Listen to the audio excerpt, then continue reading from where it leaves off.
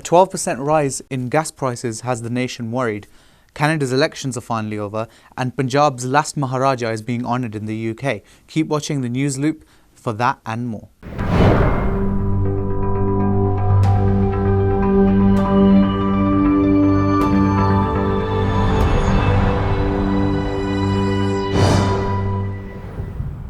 Greenspace on a river island in Thetford is set to be named after Maharaja Duleep Singh. Maharaja Duleep Singh was the first recorded Sikh to be brought into the UK in 1854. From 1861, he lived at Elvedon Hall near Thetford, and today a statue of him stands on a large plinth on the island, which is accessible by bridge from both riverbanks.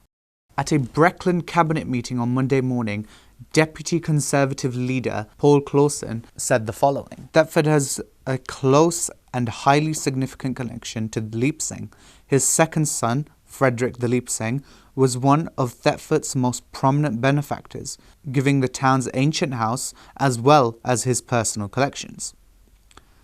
This connection continues today, with Thetford remaining a prominent cultural site from the British Punjabi community and for Punjabi visitors from overseas. Whilst the local community seems to be welcoming this decision, it seems that Sikh activists in the UK are partially rejecting it, especially considering the recent Saragari statue posted up in Wensfield. This statue was met with a lot of backlash, especially by the Sikh community, with many people taking this as an opportunity for colonialistic ideas to be put on the Sikh people.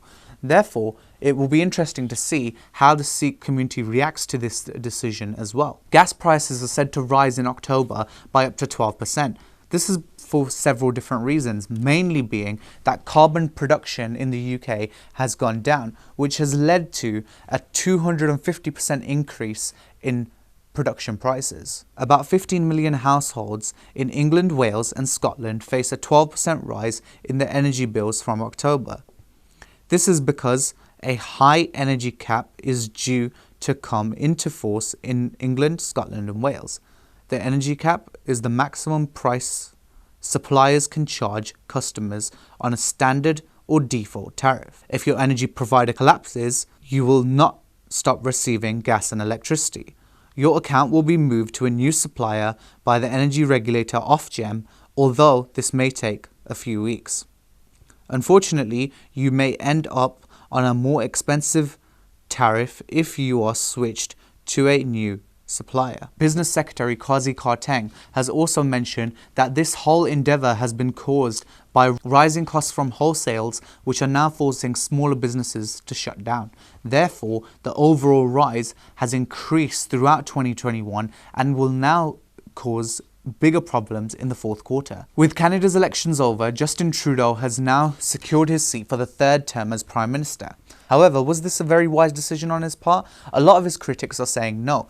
There are many reasons for this, one of the main being that he has failed to secure the majority government he had set out to do. The Liberals projected to win 156 seats, short of the 170 seats needed for the majority Mr Trudeau was seeking with the early election call. The Conservatives have held on to their main opposition status and are expected to win about 122 seats. In a speech earlier this morning, Justin Trudeau said that you have chosen a government that will fight for you and will deliver for you. With a clear mandate to get Canada through this pandemic and to the brighter days ahead. And my friends, that's exactly what we are ready to do.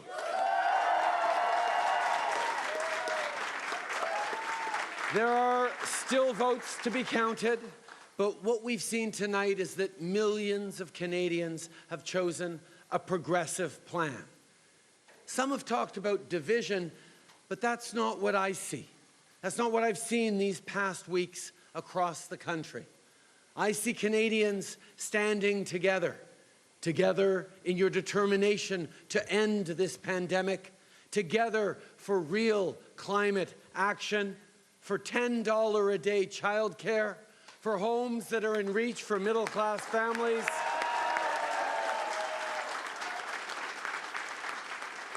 for our shared journey on the path of reconciliation. As Canadians, You've elected parliamentarians to deliver on all this, and our team, our government, is ready.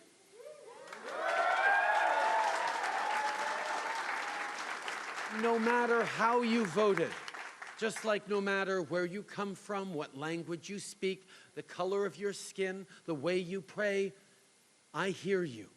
I hear you when you say that we can only move forward if no one is left behind. Our shared future is built vote by vote, door by door, and above all, person by person.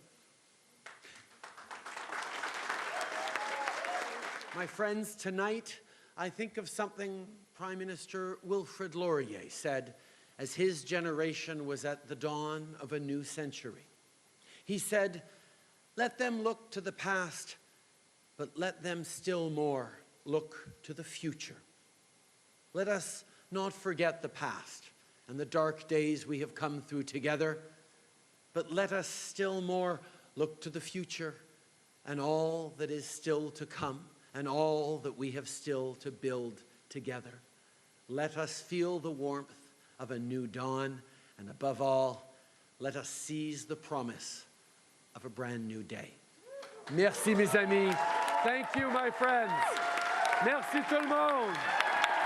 But it will be interesting to see how Justin Trudeau now wins back the public opinion. Because of the recent election, his decision to do this during the coronavirus, it may be the case that public opinion has permanently been swayed away from Justin Trudeau. On the other side of the world, it seems that India may be having words with the UK. India has said that the UK's decision not to recognise the Covishield vaccine is discriminatory. And the Foreign Secretary has also taken words upon this. Foreign Secretary Harshvardhan Shringla said that Indians travelling there are being affected by this move of Britain. Foreign Secretary also said at a press conference in Delhi, not recognising the Covishield is a discriminatory policy and affects our citizens travelling to the UK.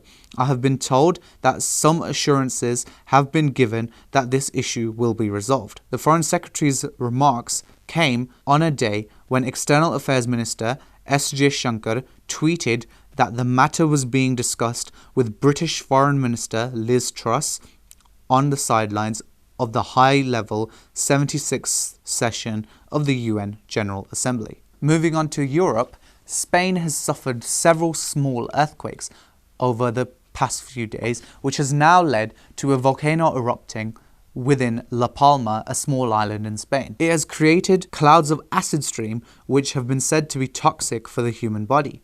Around 6,000 people have now been evacuated, including tourists, and 150 homes have been destroyed since the eruption on Sunday night. A new stream of lava later erupted from the volcano, promoting the evacuation of more residents in El Paso on the island of La Palma. Mariano Hernandez, the president of La Palma, has also issued his statement saying that the situation is now currently bleak and that the residents of La Palma should be prepared to evacuate as soon as possible. It'll be interesting to see how the UN responds to this, how the United Nations will get together and supposedly deal with this issue.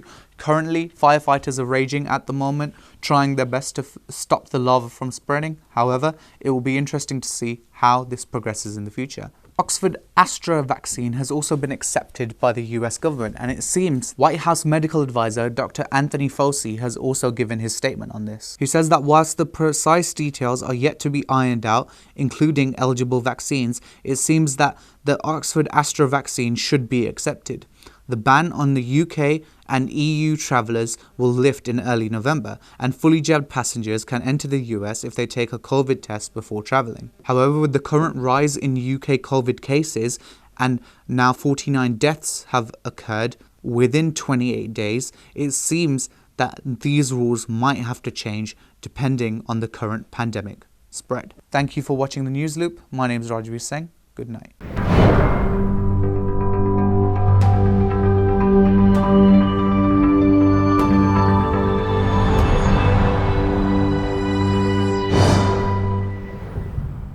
Akal channel ਨੂੰ subscribe ਕਰੋ ਨਵੀਂ videos ਦੀ notification ਦੇ ਲਈ bell icon ਨੂੰ click ਕਰਨਾ ਨਾ ਭੁੱਲਣਾ